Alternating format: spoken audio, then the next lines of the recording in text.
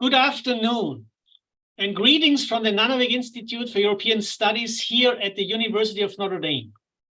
My name is Clemens Sedmak, and I serve as director of the Institute, which has been established to build bridges between our university and Europe. One of these bridges is the bridge of information and analysis. We try to understand what's happening in Europe, widely defined. We want to bring live realities of people far away to the attention of the Notre Dame community. This is an exercise in the building of knowledge bridges, but also bridges of solidarity, concern, and compassion. Bridge building is more important than ever. We are all distressed by the many devastating conflicts on our planet. Canadian philosopher Ted Honrich once said that it is remarkable that human beings can invest so much in creating hell on earth for each other. There are so many areas of concern, violence, and conflict that we are faced with the competition for attention and information. One of these areas of deep concern with humanity and human dignity is the Nagorno-Karabakh region. On September 19, 2023, forces from Azerbaijan took control over this region. Nagorno-Karabakh is an area largely populated by ethnic Armenians. Since then, by some estimates, more than 100,000 people have fled to Armenia, prompting an international crisis response as the number of displaced persons grows. We are confronted with human tragedy and violence, loss of homes and livelihoods, questions of belonging, identity, resilience, and hope. On October 3rd, the BBC reported the few images that have emerged from Kankendi since the takeover show a ghost town where possessions appear to have been abandoned in the streets as residents fled. Nearly 120,000 Armenians, virtually the entire population, have now left Nagorno-Karabakh over the past 2 weeks. Along the Lachin corridor, the only route out of the region of Armenia, abandoned cars and possessions still litter the roadway, having broken down or run out of fuel in the miles-long queue to leave. End of quote. What does that mean? How could this happen? Welcome to our virtual panel on the crisis in Nagorno-Karabakh. Our panel will explore the situation in and around the region, its people, and the situation on the ground that affects tens of thousands of refugees and Armenia as a whole country. We have invited well-placed panelists to help us understand the situation. I will briefly introduce them in the order of their inputs. Anna Ohanyan is the Richard B. Finnegan Distinguished Professor of Political Science and International Relations at Stonehill College. She's an expert on Eurasia and regional conflicts. She will offer analysis from a political science view. Welcome, Anna, and thank you for joining us. Christine Mikhtarian is based in Armenia. She's advocacy consultant with Caritas Armenia and gender program manager with the Oxygen Foundation. She has worked with displaced families after the second Nagorno-Karabakh war that ended in November 2020, leaving thousands of families to survive in poor conditions in Armenia. She will be one of the two voices on the ground. Christine, thank you so much for joining us from Yerevan. Paul Perrin is Director of Evidence and Learning, Pulte Institute for Global Development here at the University of Notre Dame. He is Professor of the Practice and a Faculty Fellow of the Nanovic Institute for European Studies. He has worked with Catholic Relief Services before coming to Notre Dame and has extensive experience of Armenia and has worked in the country. He will offer a humanitarian lens. Welcome, Paul, and thank you for joining us. Sheila Palin is a human rights lawyer, consultant, and writer. She's joining us from Yerevan in Armenia. She has worked for the UN as an advisor on complex matters of international criminal, humanitarian, and human rights law. She will offer a perspective informed by a human rights lens. Sheila, thank you so much for joining us from Armenia. R.P. Movsesian is assistant professor of Russian and an expert on Armenian literature and culture here at the University of Notre Dame. R.P.'s ethos and the way she relates to the world, as well as her research directions when it comes to concepts like center, periphery, empire, and imperial subject, have been influenced by the fact that she is the great-grandchild of survivors of the 1915 Armenian genocide. RP, thank you so much for joining us. It is good to have you here on our panel.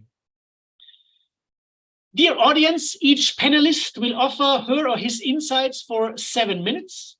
and then we will have time for some questions and comments. We will end on time after 1 hour, since we want to respect people's busy schedules. So again, welcome all. Thank you for joining us. And please, Anna, if I could give the floor to you. Thank you. Thank you very much for the invitation and for bearing witness as to what has transpired in Nagorno-Karabakh Republic of Artsakh.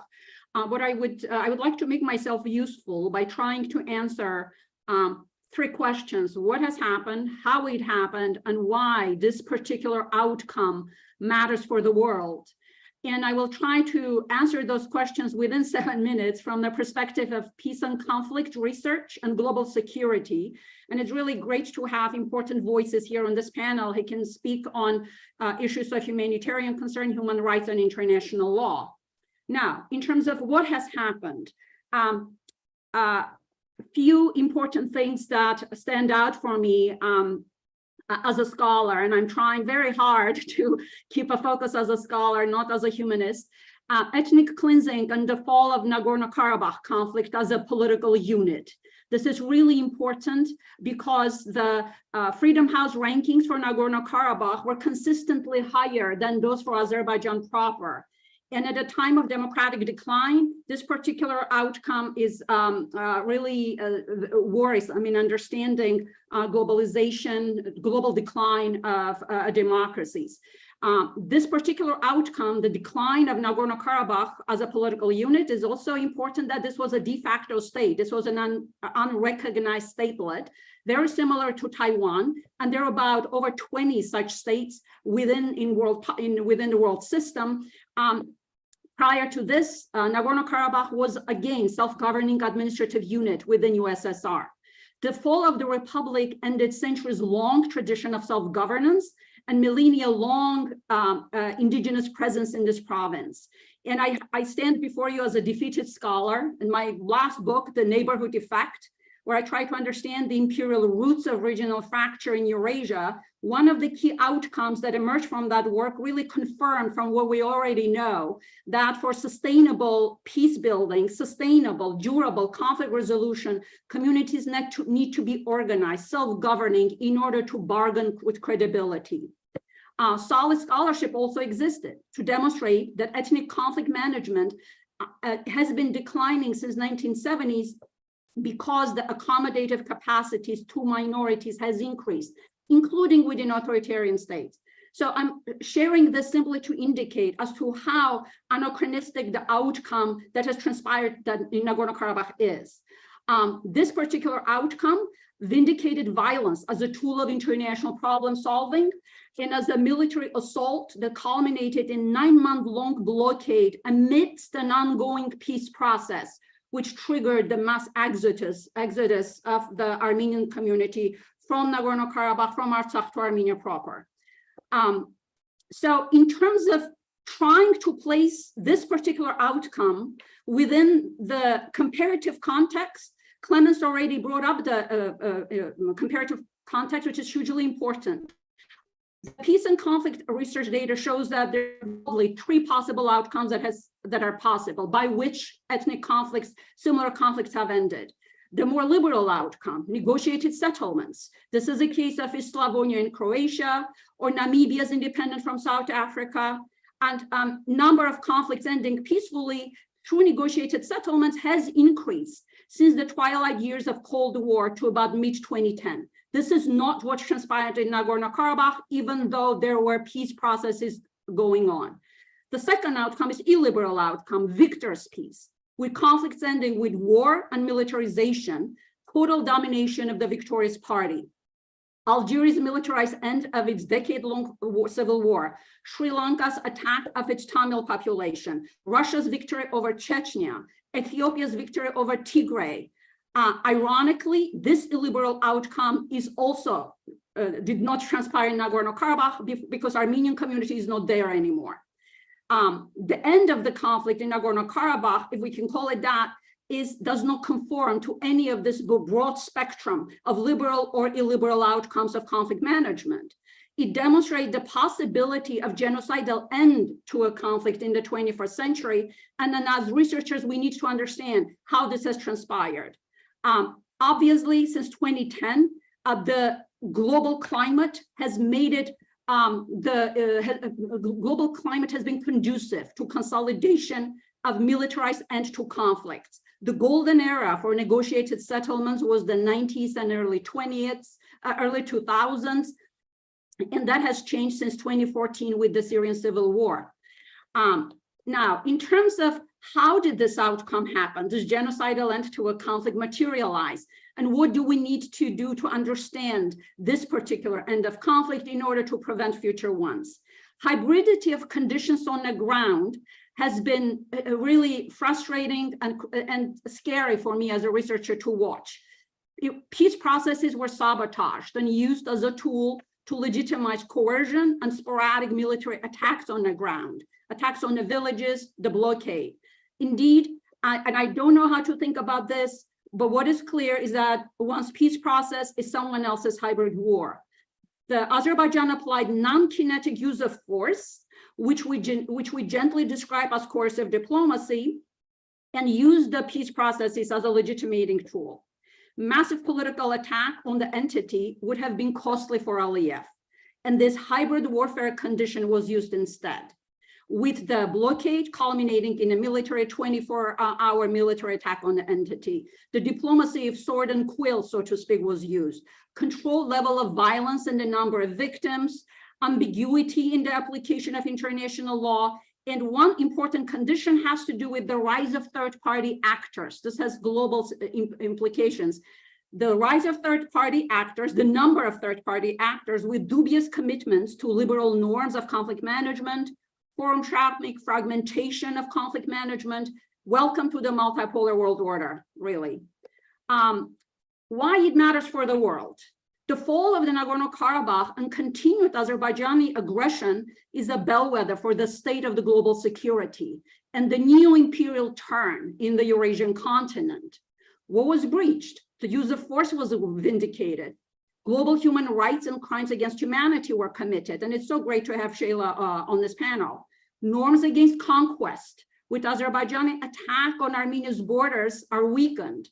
We see this happening, obviously, in the context of the war in Ukraine. We saw Tajikistan attack Kyrgyzstan in, I think, 2021.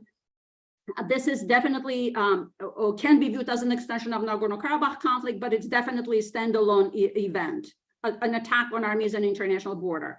New imperial geopolitics, as exercised by Russia and Turkey, with Azerbaijan as the proxy, is now a reality. This particular type of geopolitics, new imperial geopolitics, is very insidious. It thrives on fuzzy borders, lack of transparency, norms against national self-determination and group rights. So in this context, understanding how peace building needs to be taking place is really crucial, because these types of actors, this new imperial turn in the Eurasian continent, is a condition that we have to deal with for quite some time. And lastly, in light of the situation, the Hamas attack on Israel, on the one hand, we see non-state terrorism from below, non-state actors carrying out from terrorism, but at the same time, we have to grapple with states abusing their power relative to their societies. States remain the largest, most prolific perpetrators of violence around the world. I will conclude with a few more words on the geopolitical climate that has made it possible, but that is obviously that is not to justify what Azerbaijan's policy has been. There are very significant domestic factors inside Azerbaijan that have pushed for this particular outcome. With Azerbaijani authoritarianism, authoritarian consolidation, declining oil reserves, all of these factors produced a patrimonial type of authoritarianism that necessitates a militarization. And essentially, Nagorno-Karabakh was the outcome. This particular end was the outcome. So yes, Azerbaijani victory, and essentially it not paying any political price for it, has to do perhaps with the fact that victory consolidation is being observed worldwide, meaning wars ending with violence are tolerated, increasingly tolerated around the world. Big wars such as Ukraine, Ethiopia, Syria, Yemen lower the threshold on violence as a tool and what the world can tolerate. Thank you, Anna. I'm looking at the time. Very good. I'll stop here. Very good. Thank you. Okay. Thank you so much, Anna, for your analysis and for reminding us of the anachronistic development here in the region as a conflict management tool, reminding us of the new imperial turn in Eurasia, where this is a testimony of, and the sad fact that this is not a liberal settlement in the making, not even an illiberal settlement in the making, but something much more serious.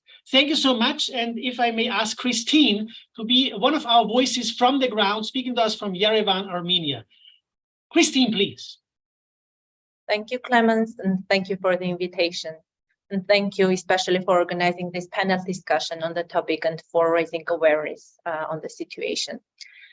As you mentioned, today I would like to speak about the situation on the ground and about the profound crisis that has unfolded in the aftermath of the war after 2020 in Artsakh, that is Nagorno-Karabakh, and the military attacks in 2023 and the implications. On the 19th of September 2023, the Azerbaijani armed forces launched a wide-scale military offensive against Nagorno-Karabakh, directly targeting civilian communities and also the peaceful population. Though an agreement was reached to cease hostilities, but the devastation had already taken its toll, and as a result of it, forced displacement of Armenians from Nagorno-Karabakh started. Since the 24th of September, the government of Armenia reported the arrival of some 100,600 forcibly displaced people. The proportions were relatively consistent across gender, though having women aged 65 and more and older as most of the population, and they arrived in higher numbers. And there are currently about 30,000 children also among the displaced population. To mention that the forced displacement happened after almost 10 months of blockade, when on the 12th of December in 2022, the Azerbaijani blocked the Perdzor, also known as Lechin corridor, which was the only lifeline connecting Nagorno-Karabakh with Armenia and the outer world. And this isolated those 100,000 people living them with no access to food, medication, energy, or any other kinds of essential supplies. And so the forcibly displaced people who were arriving in Armenia were with acute and chronic health needs. To provide some needs into the hardships that the displaced people faced, I'd like to say that these individuals had to travel up to 30 hours, covering kilometers on foot due to the lack of petrol, which was again caused by the blockade.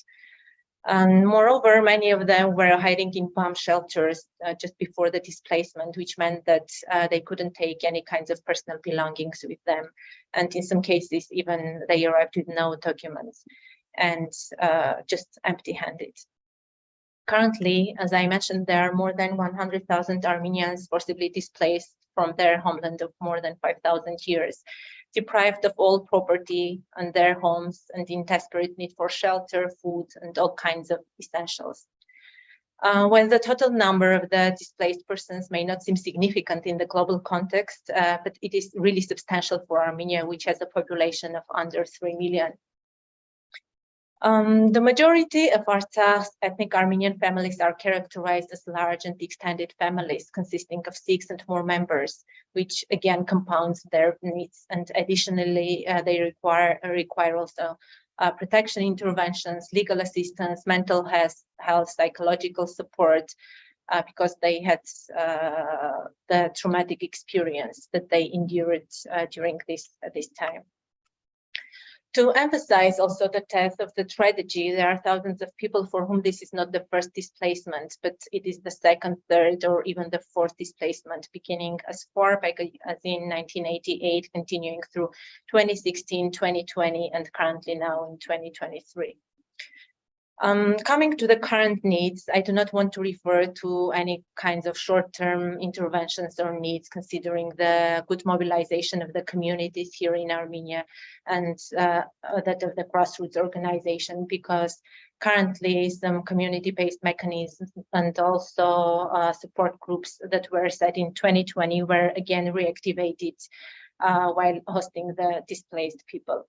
However, the first need of the utmost importance currently remains shelter. The Armenian government, as a response to the crisis, has provided accommodation in state centers and other places to about 58,000 people, but offering different kinds of temporary housing solutions. But take-up has been low, as people prefer not to go to border areas because they still fear a further escalation in the conflict and feel more secure near the capital, where they also expect to find more job opportunities.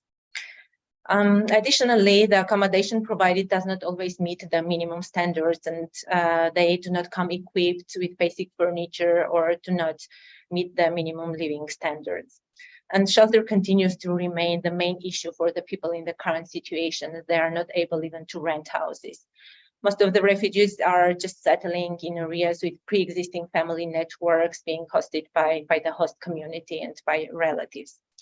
As of today, about 40% of the forcibly displaced population are housed in government-run temporary shelters, and about 43% of them are located in either the capital of Yerevan or the around area.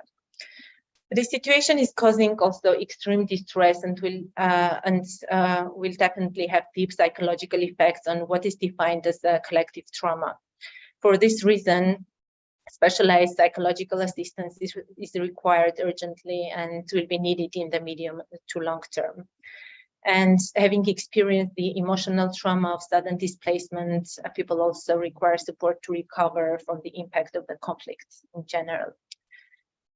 Coming to another need and issue, currently over 65% of school-age children have been registered and are enrolled in schools. However, some children have been left out of education for some time due to the blockade, and likely they will also require some extracurricular support services.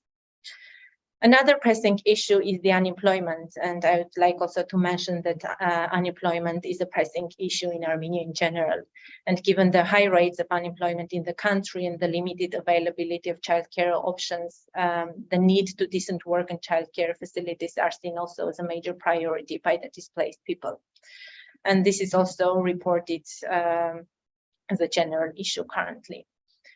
However, any needs assessment regarding the available skills or job placements is currently not possible because of the psychological trauma that the forcibly displaced people had to go through. To conclude, the situation in the ground in Armenia regarding the forced displacement is dire, and we are speaking about the complex humanitarian crisis, and this requires urgent attention and also international support. Because the forcibly displaced population who have endured multiple displacements and had to go through this situation, the crisis, for months and years are in desperate need for assistance. Thank you, Christine. Are in the need of assistance to regain their human rights and the dignity. Thank you, Christine. Thank you so much for this distressing story about the many hardships the displaced people faced after 10 months of a blockade, and then the hardships to get to a safer place, and then the sometimes unmet needs for shelter, for access to school, and the danger of collective trauma. Thank you, Christine. If I please may give the word to Paul, who has worked on the ground. Thank you very much. And first and foremost, I want to express my sorrow and solidarity for what the people of Artsakh are going through at this moment. And hopefully this panel represents an articulation of our solidarity for this people. I want to start with an experience I had in 1999 in a city called Ashtarak, which is located in Armenia proper. I was there at a community event that was organized, and I noticed there was a group of people within this community event that were speaking a very different dialect of Armenian, and I was very curious as to why that was. And as I approached members of this group, I asked a man what brought them there and where they were from. And they told me that they were from an area called Artsakh. At the time, I didn't understand what that meant. That's the Armenian label for Nagorno-Karabakh. And I asked him what brought him to Ashtarak, if he's from a different area. And he told me, and this phrasing has stuck with me all these years. He said, "We are here because powerful people and nations do not care about us."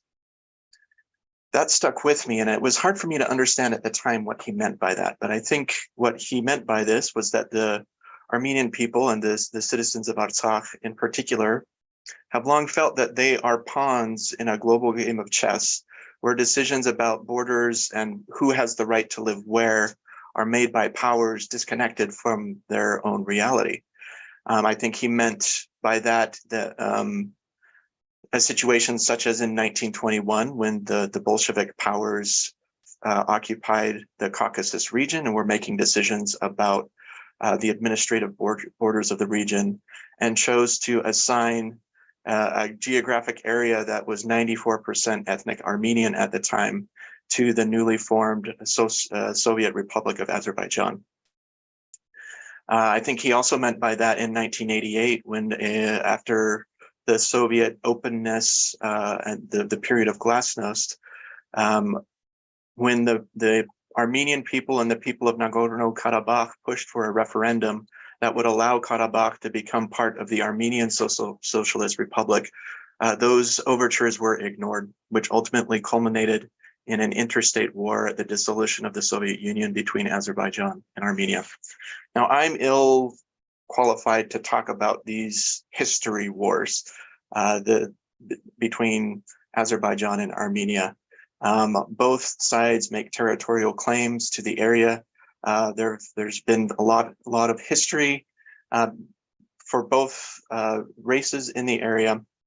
But I do want to express both my personal and professional concerns for what the humanitarian crisis that is emerging as a result of what can only be categorized as ethnic cleansing in the Nagorno-Karabakh region. According to the United Nations, although they don't have an official definition, ethnic cleansing is defined as a purposeful policy designed by one ethnic or religious group to remove by violent or terrorizing means the civilian population of another ethnic or religious group from certain geographic areas.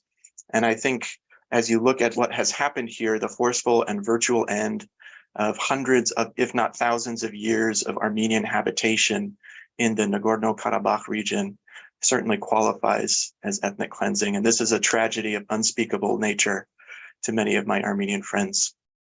So I'd like to focus now on what we've learned from other humanitarian crises in the Caucasus region as we've worked on the ground, what we've learned about what lies ahead and the types of things that we need to be paying attention to in order to mitigate future human suffering. And the first comes as a result of recognizing just how deep the loss is of the people who have been forcibly displaced and are now moving into Armenia. When you think about what has been lost, the loss is multitudinous. We're talking about loss of homes, loss of land, loss of culture, loss of history, loss of loved ones in many cases, loss of community, a fear that there's a loss of livelihoods. And these types of losses, when taken together, can be completely shattering of one's worldview, which is what allows people to function on a day-to-day basis. And so I echo Christine's concern about the need for mental health services in this particular context as a matter of urgency, not as a matter of luxury. What we've seen in previous situations in the Caucasus, in Abkhazia, in Georgia, and South Ossetia, with similar types of experiences are extraordinarily high rates of depression, anxiety, and post-traumatic stress disorder. All of these things which make it difficult for people to create new lives for themselves and for their loved ones moving forward. And so my first call is for a humanitarian response that is dignity-centric, dignity-affirming, and not merely about getting things to people, not merely about meeting the biophysical needs. As I hear and am haunted by the words of my friend in Ashtarak, who said that they are in this situation because powerful people do not care about them. We need to make it clear that we do care. We do care about this situation. And the humanitarian response on the ground can do this by focusing on responses that include the population in decisions that affect them, not relegating those decisions to other people who are acting on their behalf, even if well-intentioned, but involving the people of Karabakh in decisions on the ground that affect them. We can do this through services and opportunities that promote their agency. And one manner of doing this, and the UNHCR's humanitarian call places an emphasis on cash-based solutions and cash-based humanitarian response so that people can exercise their agency in expending the assistance in ways that are meaningful for them. We also need to ensure that the humanitarian response recognizes the assets and value that the people have themselves. They have skills, they have abilities, involving them in the humanitarian response, and acknowledging that they have these skills to enable them to exercise their livelihoods through exercise of these skills. And finally, by ensuring their safety. One additional element that I would like to put forward before I end my time is that an underappreciated aspect of ethnic cleansing is an element called cultural genocide. Nagorno-Karabakh is a region of extraordinary historical and cultural significance. There are monuments that are treasures to the Armenian people. And Armenia and Azerbaijan has already demonstrated in other areas that they are willing and able to destroy some of this cultural legacy. And I think the international community should raise a strong voice that we seek to protect the cultural legacy of Karabakh until such a time when a final solution can be achieved. I'd like to close by reading a quote by some colleagues at Cornell University when they expressed this concern for the cultural heritage. They said that Armenians will leave behind a rich cultural and religious landscape with scores of heritage sites, from exquisite medieval monasteries to modest village churches to historic cemeteries with iconic engraved cross stones. The risk of destruction and falsification of these cultural and religious sites is immense. When Azerbaijan takes sovereign control over Nagorno-Karabakh, we estimate that an additional 200 to 300 Armenian cultural heritage sites will be endangered. So we, as an international community, have the opportunity to show that we care about this issue by ensuring a dignity-centric humanitarian response and by calling for the protection of the cultural heritage of the Armenian people in Karabakh. Thank you, Paul. Thank you so much, Paul. Also for this sentence, we are here because powerful people do not care about us. You mentioned two terms that have been mentioned previously, humanitarian crisis and ethnic cleansing. You even talked about cultural genocide, adding a new dimension. And thank you for reminding us of the necessity and possibility of a dignity-centered response to the plight on the ground. Thank you, Paul. And Sheila, let us go back to Yerevan, Armenia. May I please give the word to you, joining us from Armenia. Thank you. Thank you, Professor, for the kind introduction, and to the Nanovic Institute for inviting us here to speak on this crisis. I do want to point out how extremely important it is to be having this conversation right now, especially now, because it's not even been a month since the entire Armenian population of Karabakh was forcibly displaced and ethnically cleansed. And yet what seems like record time, the world's attention came in a flash and just as quickly has already been tragically overshadowed by larger geopolitical narratives. So it's great to be able to shed some light back on this tragedy, which most Armenians, especially the 100,000 plus refugees, haven't even really had a chance to process yet fully. I'm going to spend my little time on hopefully providing an interesting overview, as interesting as possible, of the most pressing human rights and international legal perspectives at play. The very first and most important point that I want to drive home is that the world really did witness a massive international crime in real time. I mean, there was the whole blockade preceding it that was also a massive international crime, but there's been a lot said about that. I'm going to focus on those days of that snaking ethnic cleansing that we saw, the cars coming out. That's a massive international crime. The mass exodus or displacement or deportation or whatever you want to call it is being actively described by Azerbaijan and its propagandists as having been voluntary. And there's a reason for that, because once the exodus is classified or qualified as having been forced, then one of the most essential elements is met of this having been a crime. And so, some have described it as genocide, others as ethnic cleansing. I call it a deportation or forcible transfer as a crime against humanity.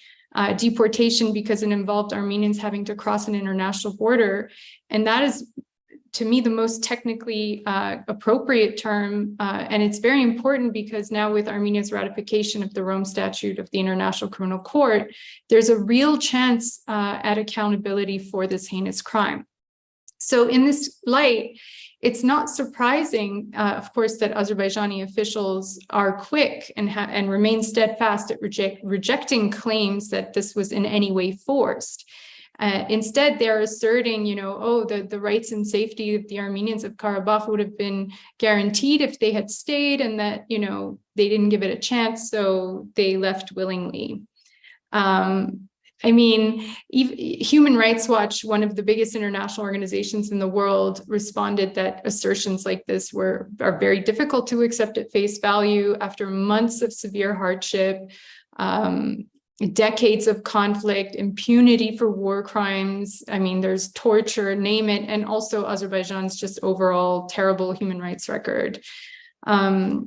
Many experts have echoed the sentiment that these sudden avowals of goodwill are untrustworthy, and the European Parliament, in an overwhelming majority, has adopted a resolution that declares the exodus as having been forced and amounting to ethnic cleansing. So, for people like me, it's very obvious, but there is a massive effort being done at the moment to try to say they left willingly, but when they really, really didn't.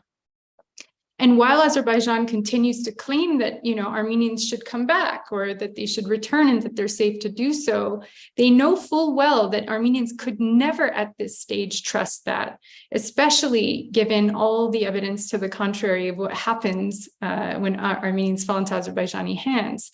At the very same time, we see Aliyev, I think last week, President Aliyev posing in military fatigues and stomping on the flag of Nagorno-Karabakh, and announcing this great return program where they intend to resettle 140,000 Azerbaijanis into Nagorno-Karabakh, I think in the next year or two.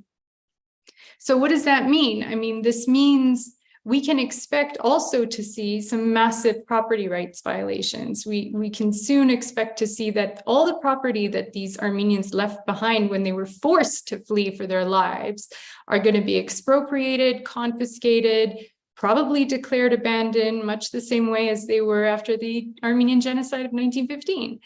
And, when you seize these kinds of properties in mass without compensation, it basically means they're going to be stolen. And we see homes and churches being vandalized and destroyed. All this is to ensure that this forced displacement is actually permanent, because they have nothing to come home to, they have nothing to return to.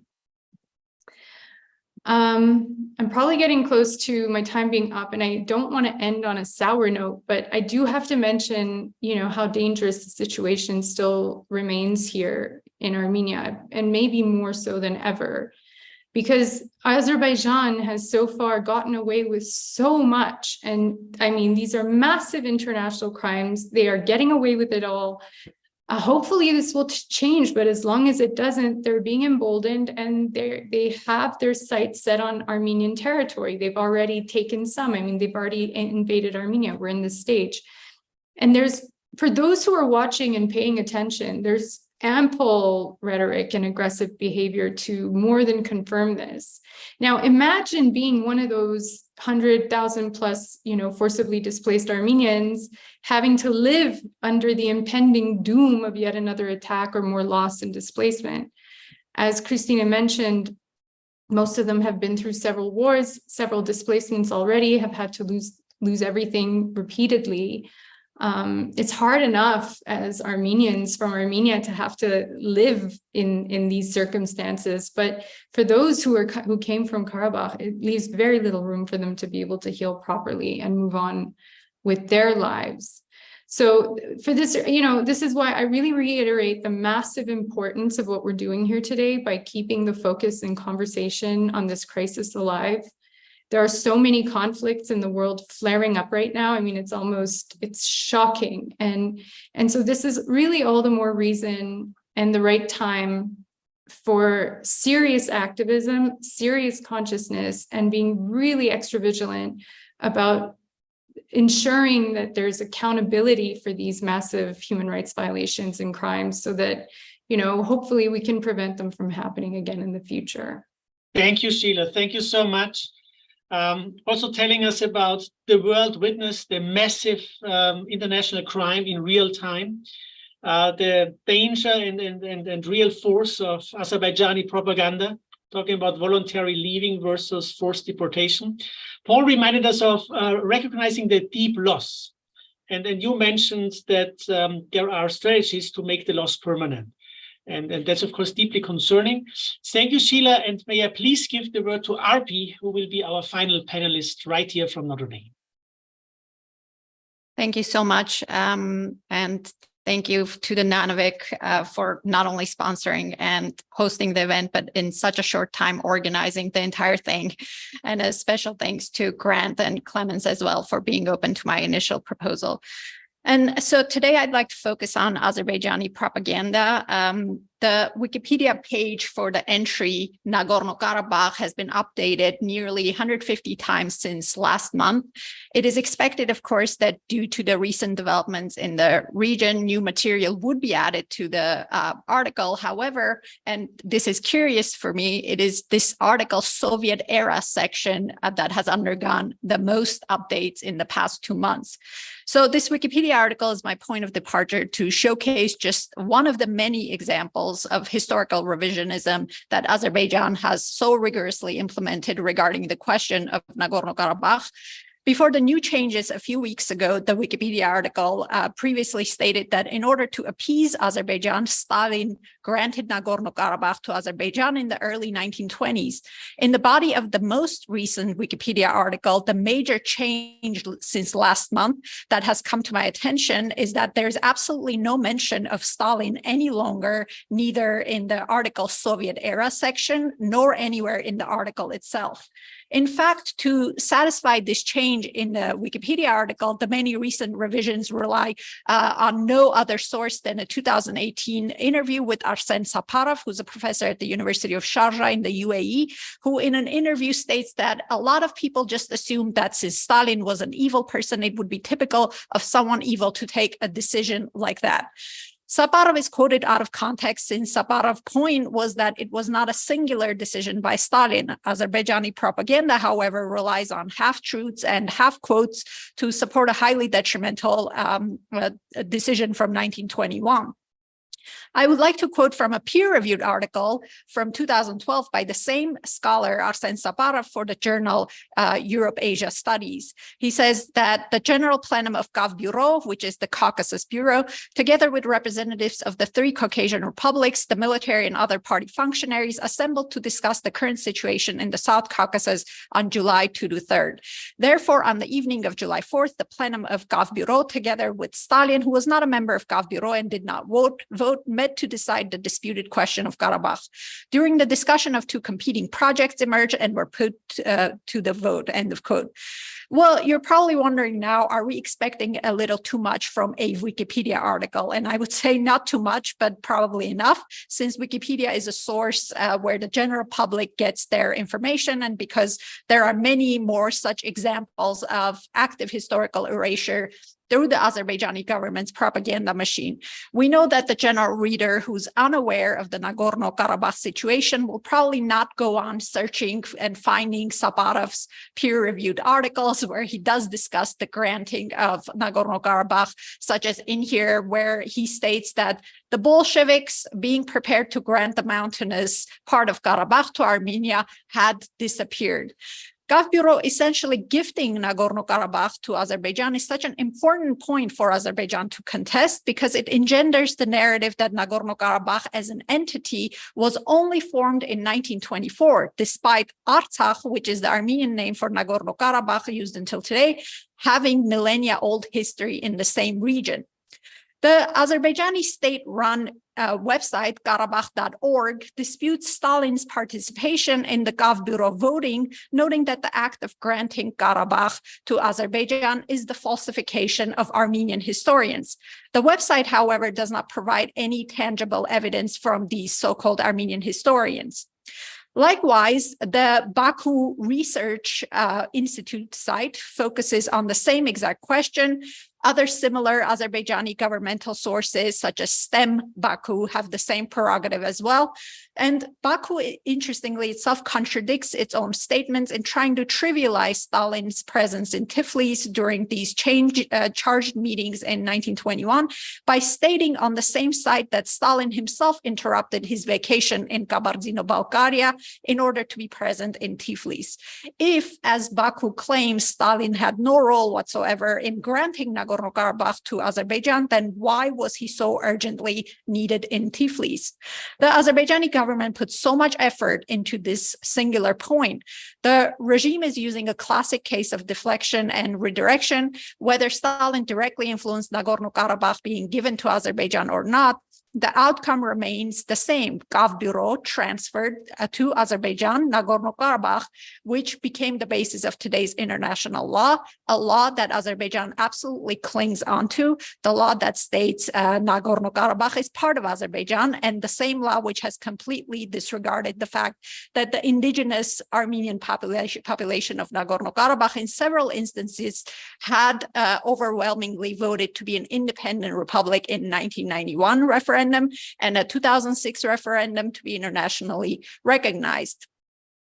The Association for Diplomatic Studies and Training, a US NPO established in '86 by foreign service officers headquartered in the Schultz National Foreign Affairs Training Center in Arlington, Virginia, notes in a 2013 article of theirs that, quote, the present-day conflict has its roots in the decision made by Stalin when he was the acting commissar of nationalities for the Soviet Union during the early 1920s. To garner public support, the Bolsheviks promised Karabakh to Armenia. At the same time, in order to placate Turkey, the Soviet Union agreed to a division under which Karabakh would be under the control of Azerbaijan.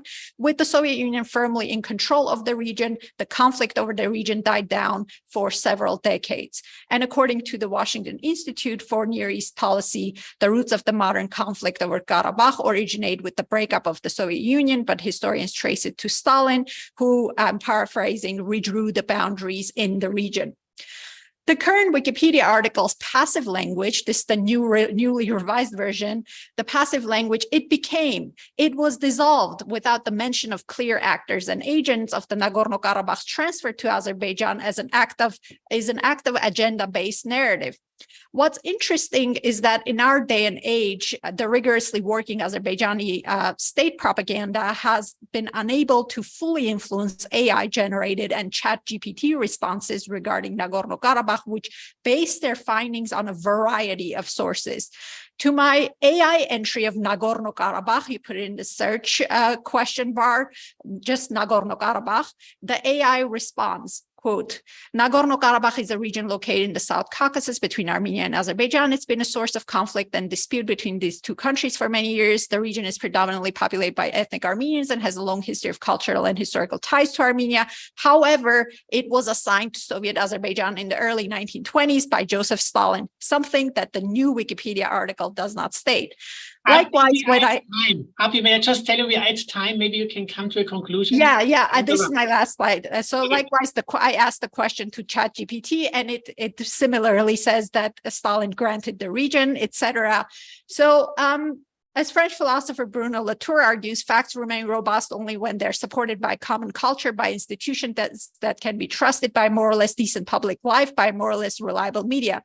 So against the country, and by that I mean Azerbaijan, where the freedom index is so low, as in according to the Freedom House, it's not free, and where journalists and human rights and peace activists are constantly imprisoned, a country which can afford to spend oil money on propaganda in every single field, what chance did the indigenous population of Artsakh, and by extension the Republic of Armenia, have, while also dealing with 100,000 plus forcibly displaced persons from their native homes in Artsakh? So we ought to be more vigilant about who the agents of so-called facts are. Thank you. Thank you so much, Arpi, and sorry for cutting you short. Oh, I was done. Thank you. Any war this time is also a war about information. You reminded us that robust facts need trustworthy institutions, a decent public life, and reliable media. We have, let's say, 8 minutes, and we have questions that have come in. I already apologized that we won't be able to deal with all the questions that have come in. Anna, I will ask you a question. May I please ask you to be short and brief in your response? And the question is, what does this mean for Armenia and the future of Armenian land? Is the sovereign nation vulnerable? In general, looking at, simply because Azerbaijan was able to use the territorial sovereignty claim to justify this military assault, even though it was illegal against international law. But the same claim now applies to Armenia, territorial integrity of Armenia. Looking at this rise of multipolarity, increase in armed conflict, decline in negotiated settlements, it looks like the world, from China to Iran, even to the West, seem to arrive at the sort of the common denominator, which is state sovereignty. So moving forward, I think I would like to say that our Armenian state sovereignty is guaranteed. Norms against conquest are not contested. But as I mentioned already, Eurasian continent is very specific. It is a new imperial continent simply because domestic authoritarianism, new imperial drives of Turkey, Russia, and Iran are sort of combining. They thrive on fuzzy borders. So while the norms against conquest are long, dating back to the beginning of the 20th century, very much originating in the Latin American context, I think there has to be very rigorous, robust support for the norms against conquest, territorial integrity. And I think, especially if the world is fixated on containing Russian decline, supporting these norms, including particularly in this region, Azerbaijan will continue is the proxy for Turkey and Russia to contest these norms. Thank you, Anna. A simple and complicated question, which I will direct to Christine, if I may. A colleague from another university is asking, they are planning a summer abroad program in Armenia this summer. Do you think it's safe enough to go ahead with that? I know, difficult question. Difficult question, but currently, yes. And we do hope that we'll be able to host you. Thank you. A question for Paul or anybody else. And the question is, you mentioned ethnic cleansing, cultural genocide. Is there a through line one can draw from the present situation and the systematic destruction of the Armenian people and identity during World War I? What's your read of that, Paul? Well, oh boy, that's not a simple answer to it. I mean, Azerbaijan culturally and linguistically is related to Turkey. There's a kinship there that's strong and present, even in the present day. And the situation in 1915 that occurred during the Ottoman Empire, certainly, I think to the people of Armenia, there's a connection, and the connection is that their very survival is at threat by a people that share kinship on either side of them. The western border, Turkey, eastern border, Azerbaijan. And I mean, it's a very complicated question with a lot of historical weight to it. Yep. But I think that there is a connection that could be drawn. I mean, maybe Arpi, who identifies as a great-grandchild of survivors of the, anything to add to this question of the line? Absolutely. Thank you. So not only like as far as the world wars, but also even back to the 19th century, the last Russo-Turkish war, I would say in 1878, followed by the Hamidian massacres, right? And what stuck with me, what Paul said in terms of powerful nations do not care about us, there's an instance of an Armenian priest who goes to the Treaty of Berlin, which ends the last Russo-Turkish war. And I'd like to quote him, if I may. He says that what good is Khrimian Hayrik, that's his name. He gave a sermon to the Armenian Cathedral Church, and he says that he likened the peace conference to a big cauldron of liberty stew, where the iron ladies of the great powers mixed the stew for their own purposes, while Armenia only had the paper ladle. Ah, dear Armenian people, could I have dipped my paper ladle in the cauldron, it would sog and remain there. Where guns talk and sabers shine, what significance do appeals and petitions have? And I think many Armenians are feeling that way today because of the no attention from the essentially, or rather action, I should say. There have been concerns, exactly, but no action whatsoever from the international community. Thank you, Arpi. A question for Sheila. Do you see a just outcome as possible? And if so, through what avenues might justice be sought? Yeah, of course. We're taking steps in Armenia towards that. There are already cases pending before the International Court of Justice and the European Court of Human Rights. The just result will be to find perpetrators of violations guilty, or, in violation. And now with the International Court of Criminal Court, I think this is the most important avenue. It's not going to happen overnight, but without it, we don't have any chance. So thank you, Sheila. Yeah. A question for Christine, if I may. What can we, as the international community, people far away from Armenia, do for Armenia in this current situation? I would like to mention a few things. The first one is definitely raising awareness about the current situation, and the history, the hardships that the Armenians had to go through and are currently going through. The second one is, I would say, the humanitarian assistance, which is really very needed currently in Armenia, taking into consideration the current situation, the poverty rate, the unemployment rate in Armenia, and also the needs that the forcibly displaced people are currently facing here in Armenia. And the solidarity in general. This is really very important. Just the feeling that people see that there are people in the world who are standing by them and who are standing with them. Thank you, Christine. And people who care. We are almost at time. Thank you so much for your wisdom and your expertise. May I just give the word to each of the panelists for one single sentence about what you hope for the future, or anything you want to leave us with. And maybe we start with Arpi, your last sentence before we have to leave. I think there's a Palestinian writer who's been quoted a lot. I don't know who sold that. I'm paraphrasing. I don't remember. I don't know who sold my homeland, etc. But I know who paid the price, and it's the human lives that are everyday human beings whose lives are at stake. So we shouldn't lose sight of the actual humanitarian crisis on the ground and not generalize it as, thank you. Thank you. Thank you, Arpi. Anna, what's your last sentence for us? I really would hope that the West would reinvest in conflict management tools that remain under stress. The demand for very robust justice-based interventions is critical.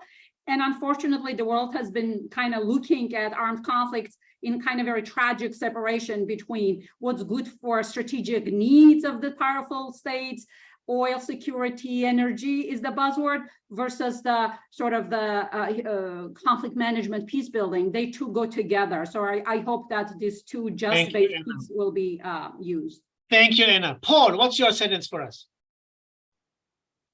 There's a saying in the region, Menk Enk Mer Sarera, which means we are our mountains. We are the mountains. And my hope is that we have not seen the end of the Armenian people in those mountains. There is such a kinship and connection there. that we should hope to see that reconnection happen. Thank you, Paul. Sheila, what's your last sentence for us? Sanction Azerbaijan and don't forget the Armenians. Thank you, Sheila. Don't forget the Armenians. Christine, your last sentence and the last sentence of the panel. Let's stand together to bring hope and healing to those who need us. Let's stand together to bring hope and healing to those who need us. Dear all, we are at time. We want to thank our panelists for their inputs and wisdom. Thank you, Anna, Christine, Paul, Sheila, and Arpi. We want to thank all of the audience for your interest and your questions. We want to thank our colleagues who made this panel possible, especially Tim Checkley, Grant Osborne, Keith Sayre, and Becca Prince. And we want to express our solidarity and compassion with all women, men, and children who suffer the consequences of unjust violence and conflict. We continue to pray for peace for the displaced people in Armenia and their suffering. And with these prayers for peace, we from the Nanovic Institute of European Studies want to wish all of you a good and safe afternoon and blessings on Armenia. Many thanks and goodbye.